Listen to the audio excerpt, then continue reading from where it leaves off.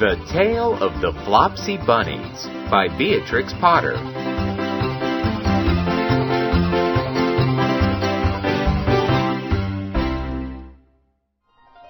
It is said that the effect of eating too much lettuce is soporific. I have never felt sleepy after eating lettuces, but then I am not a rabbit.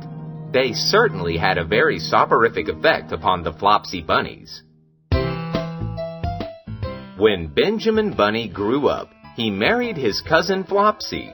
They had a large family, and they were very improvident and cheerful. I do not remember the separate names of their children. They were generally called the Flopsy Bunnies. As there was not always quite enough to eat, Benjamin used to borrow cabbages from Flopsy's brother, Peter Rabbit, who kept a nursery garden. Sometimes Peter Rabbit had no cabbages to spare. When this happened, the Flopsy Bunnies went across the field to a rubbish heap in the ditch outside Mr. McGregor's garden. Mr. McGregor's rubbish heap was a mixture. There were jam pots and paper bags and mountains of chopped grass from the mowing machine, which always tasted oily, and some rotten vegetable marrows and an old boot or two. One day, oh joy, there were a quantity of overgrown lettuces, which had shot into flower. The Flopsy Bunnies simply stuffed lettuces. By degrees, one after another, they were overcome with slumber and lay down in the mown grass. Benjamin was not so much overcome as his children. Before going to sleep, he was sufficiently wide awake to put a paper bag over his head to keep off the flies. The little Flopsy Bunnies slept delightfully in the warm sun. From the lawn beyond the garden came the distant clackety sound of the mowing machine. The bluebottles buzzed about the wall, and a little old mouse picked over the rubbish among the jam pots. I can tell you her name. She was called Thomasina Tittlemouse, a wood mouse with a long tail. She rustled across the paper bag and awakened Benjamin Bunny. The mouse apologized profusely and said that she knew Peter Rabbit. While she and Benjamin were talking, close under the wall, they heard a heavy tread above their heads, and suddenly Mr. McGregor emptied out a sackful of lawn mowings. Right upon the top of the sleeping Flopsy Bunnies. Benjamin shrank down under his paper bag. The mouse hid in a jam pot. The little rabbits smiled sweetly in their sleep under the shower of grass. They did not awake because the lettuces had been so soporific. They dreamt that their mother Flopsy was tucking them up in a hay bed. Mr. McGregor looked down after emptying his sack. He saw some funny little brown tips of ears sticking up through the lawn mowings. He stared at them for some time. Presently, a fly settled on one of them and it moved. Mr. McGregor climbed down onto the rubbish heap. 1, 2, 3, 4, 5, 6 little rabbits, said he as he dropped them into his sack.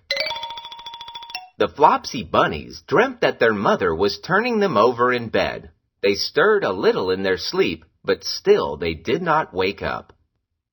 Mr. McGregor tied up the sack and left it on the wall. He went to put away the mowing machine.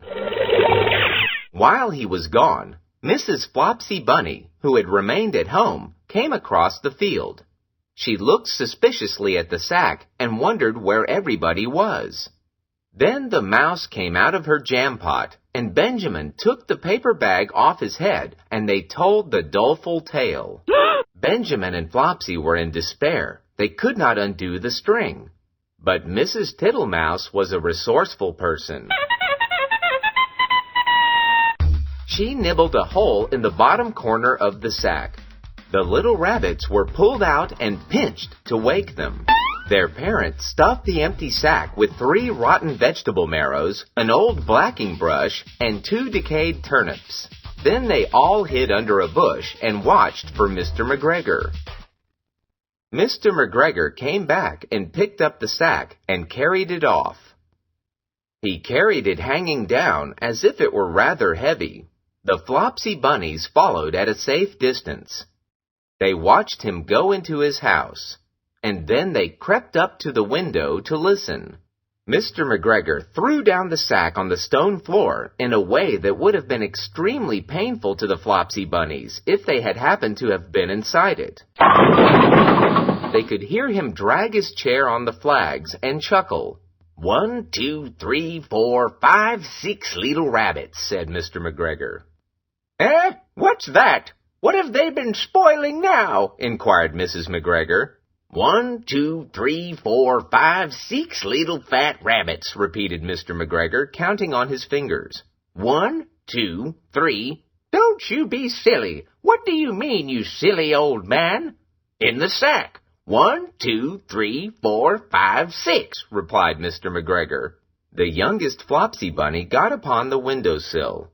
Mrs. McGregor took hold of the sack and felt it. She said she could feel 6, but they must be old rabbits because they were so hard and all different shapes. Not fit to eat, but the skins will do fine to line my old cloak. Line your old cloak, shouted Mr. McGregor. I shall sell them and buy myself baccy. Rabbit tobacco, I shall skin them and cut off their heads. Mrs. McGregor untied the sack and put her hand inside.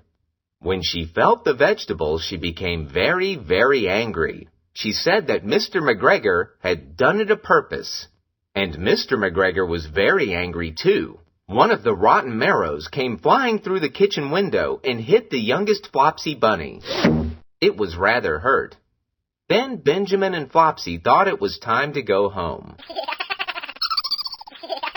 So Mr. McGregor did not get his tobacco, and Mrs. McGregor did not get her rabbit skins.